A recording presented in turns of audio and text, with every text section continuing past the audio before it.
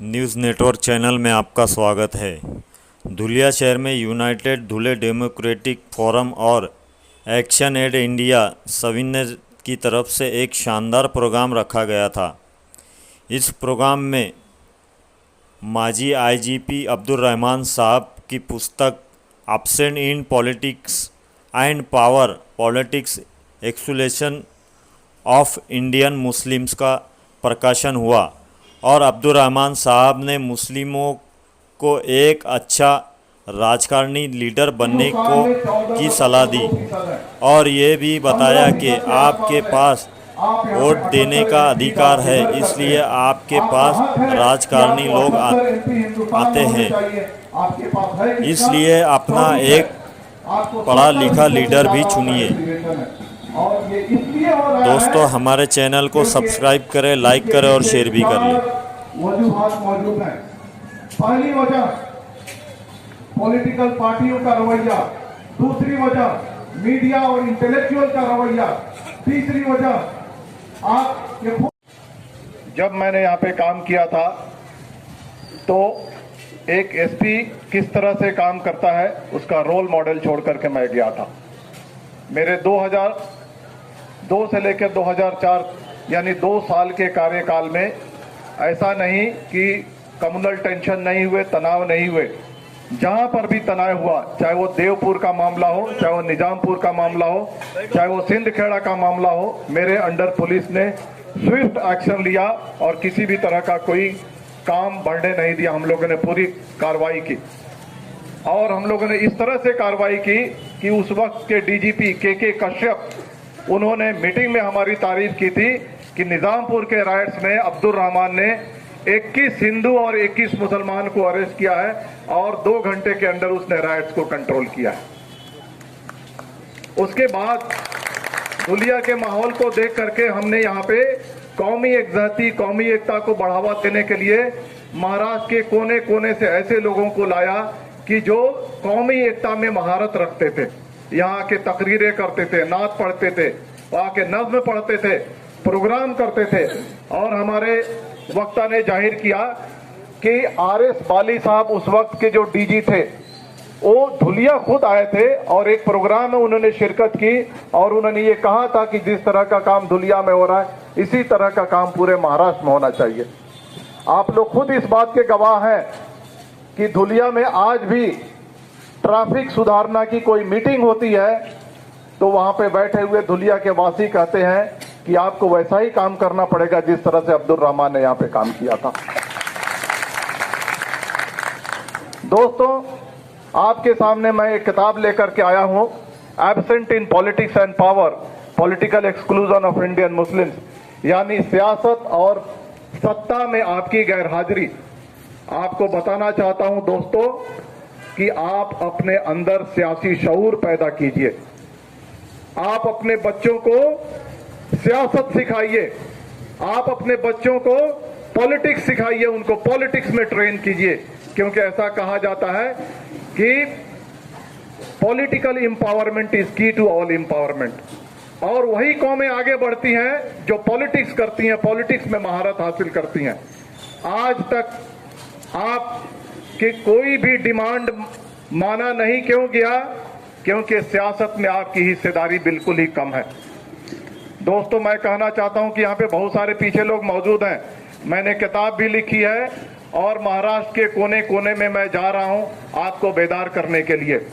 आपको याद होगा एक कहानी कि जब कांसीराम हुआ करते थे तो दलितों पे जब अत्याचार होता था या दलितों के बारे में कोई प्रोग्राम होता था, एक कॉर्नर पे भी प्रोग्राम होता था, 10 लोगों को बुलाया जाता था, 10 लोग जमा होते थे तो वो यूपी से होकर के दिल्ली यहाँ प्रोग्राम के जगह पर आते थे, नागपुर आते थे, पुणे आते थे, महाराष्ट्र के कोने कोने में आते थे। आज आप देख लीजिए कि उन्होंने कितनी बड़ी पार्टी खड़ा की और उन्होंने दलितों को पूरे हिंदुस्तान में कितना सम्मान दिलाया है। मैं आप कहना चाहता हूं कि आपको वैसी जद्दोजहद करनी पड़ेगी। आप बारिश से डर रहे हैं, आपको धूप में कड़ी मेहनत करनी पड़ेगी, आपको बारिश में 2-2 घंटा खड़ा रहना पड़ेगा, आपको पत्थर खाने पड़ेंगे, आपको टॉन्ट सहने पड़ेंगे, आपको हर तरह की तकलीफें सहनी पड़ेंगी, जद्दोजहद करना पड़ेगा, तब जाकर के आप अपना हक सियासत में कायम कर सकते हैं। आपको मैं बताना चाहता हूं कि 1952 से लेकर के 2019 तक 17 इलेक्शंस हुए हैं। 17 इलेक्शंस में आपको 1070 एमपीज होने चाहिए थे, आपको मिले कितने? 520। 50% से ज्यादा डेप्रीवेशन है आपको। आज पूरे भारत में 4150 एमएलए हैं, आपको कितने एमएलए चाहिए? 700 एमएलए चाहिए, आपको कितने एमएलए हैं? 1950 के बाद पहला जो आपने जो इनजस्टिस हुआ, पहली जो जुल्म ज्यादती हुई कि हमारे अंदर जो दलित हैं उनको शेड्यूल कास्ट का दर्जा नहीं दिया गया।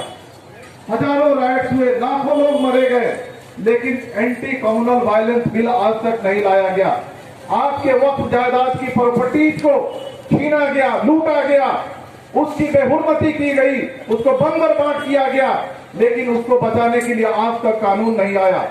सज्जर कमेटी की रिपोर्ट, रंगनाथ मिश्रा कमीशन की रिपोर्ट पड़ी होगी, 20% मुसलमानों की आबादी है, लेकिन आपको भीख के तौर पर, फॉर्मेलिटी के तौर पर और आपको झुनझुना के तौर पर एक अकोला की सीट दी जाती है। आपने कभी जिनको आप सेकुलरिज्म के नाम पे आप वोट देते हैं, जिनको आप धर्मनिरपेक्षता के नाम पर वोट देते हैं, जिनको आप एक पार्टी को हराने के लिए आप वोट देते हैं, उनसे कभी आपने डिमांड किया कि हम महाराष्ट्र में 5 सीटें हम डिजर्व करते हैं, 5 सीटों का हमारा हक है, हमको यहां पर टिकट दो? आपने कभी मांगा? दोस्तों, यही हिम्मत आपके अंदर दिलाने के लिए मैं बॉम्बे छोड़ करके आपके पास आया हूं। ये हिम्मत दिलाना चाहता हूं कि बीजेपी को रोकने के लिए, सेकुलरिज्म को जिंदा करने के लिए आपका इस्तेमाल किया जाता है।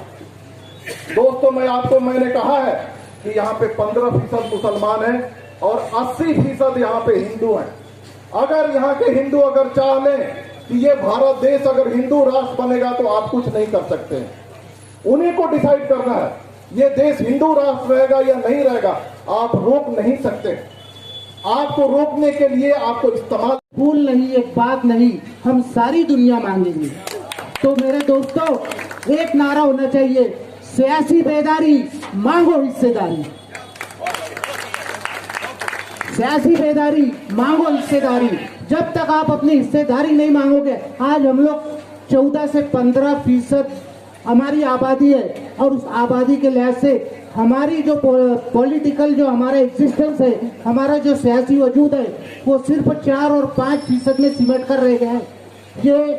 ये इस तरह का अगर हमारा वजूद हम बचा नहीं सकेंगे, इसके लिए हम लोगों को सियासी तौर पर बेदार होना पड़ेगा। और जो अब्दुर्रहमान साहब ने जो किताब लिखी है, मैं चाहता हूं कि उसका उर्दू तर्जुमा और हिंदी तर्जुमा जल्दी हो जाए।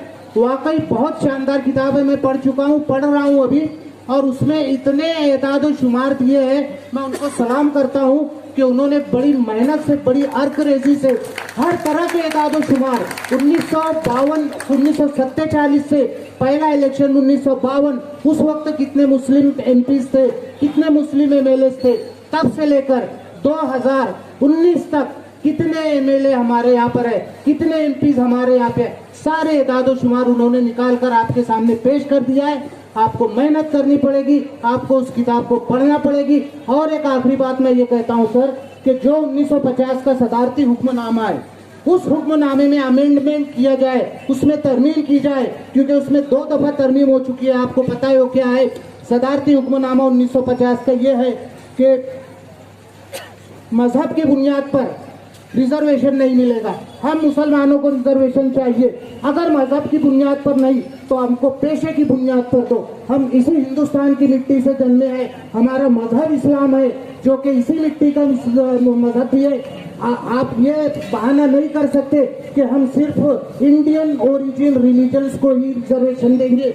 आपने 1956 में उसमें अमेंडमेंट किया था जिसमें आपने सिखों को एससी का दर्जा दिया था। 1990 में आपने उसमें अमेंडमेंट किया जिसमें आप बुद्ध लोगों को, न्यू बुद्धिस्ट को आपने रिजर्वेशन दिया, तो मुसलमानों को क्यों नहीं? आज हिंदू धोबी को एससी मिलता है तो मुसलमान धोबी को भी एससी मिलना चाहिए। आज हिंदू धोबी को बुनकर का एससी का सर्टिफिकेट मिलता है तो मुस्लिम बुनकर को भी एससी का सर्टिफिकेट मिलना चाहिए। ये तहरीक उठनी चाहिए। इसके खिलाफ सुप्रीम कोर्ट में केस भी चल रहा है। हमको चाहिए कि उस आवाज को बुलंद करे। रिजर्वेशन बहुत बड़ी ताकत है। आज आप देख लीजिए दलित तबका रिजर्वेशन की वजह से कहां जा पहुंचा है। तो सियासत, रिजर्वेशन, ये सारे इश्यूज आज के हमारे जलते हुए इशू है। क्योंकि किसी ने, डॉक्टर बाबा साहब अम्बेडकर ने कहा था कि गुलाम को गुलाम होने का एहसास दिला तो वो भड़क उठेगा, वो खड़ा हो जाएगा और बगावत के लिए पूरी तरह से तैयार हो जाएगा। आज हमको ये एहसास करना है कि हम सियासी तौर पर कहां पर है। मैं समझता हूं वक्त की कमी की वजह से मुझे कहना बहुत सी बातें थी, लेकिन वक्त खत्म हो। जो किताब का जो सेंट्रल मैसेज है वो ये है कि मुसलमानों की जो हक है वो आज नहीं मिल रहा है। सियासी हक उनको हासिल नहीं हो रहा है, इक़्तिदार में उनको हिस्सेदारी नहीं मिल रही है। तो मुसलमान जिस चीज़ के हकदार हैं वो मिलनी चाहिए। आज मुसलमान पार्लियामेंट में 78 सीटें डिज़र्व करते हैं, महाराष्ट्र के असेंबली में 33 MLAs डिज़र्व करते हैं और बाकी जो रियासतें हैं वहाँ भी एक अलग तरह के तादाद डिज़र्व करते हैं, लेकिन कहीं भी मुसलमानों की प्रॉपर हिस्सेदारी नहीं है। इस वजह से उनको बहुत सारी दिक्कतों का सामना करना पड़ रहा है। उनके एरियाज डेवलपमेंट से दूर है, उनके खिलाफ तशद्दुद हो रहा है। इन सारे चीज़ों को रोकने के लिए जो सेंट्रल जो रीज़न है वो ये है कि मुसलमानों की पॉलिटिक्स में हिस्सेदारी नहीं है। वो हिस्सेदारी कैसे मिले और हम क्या करें कि इस हिस्सेदारी के कम से कम करीब हम पहुँचें, ये किताब में लिखा गया है। और सिर्फ मैंने लिखा नहीं है, भारत के कोने कोने में मैं जा कर के मुसलमानों को बेदार कर रहा हूँ, मैं जागरूक कर रहा हूँ, उनको अवेयर कर रहा हूँ कि आपका कितना हक है, आपको कितना मिलना चाहिए और आप क्या करें, अपने अंदर सियासी बेदारी पैदा करें। आप जिन पार्टियों को वोट देते हैं उनके साथ हिम्मत से उनके साथ आप डिमांड कीजिए टिकट की और इलेक्शन लड़िए, अपने अंदर लीडर्स पैदा कीजिए, तब जाकर के आपकी समस्याएं सॉल्व होंगी।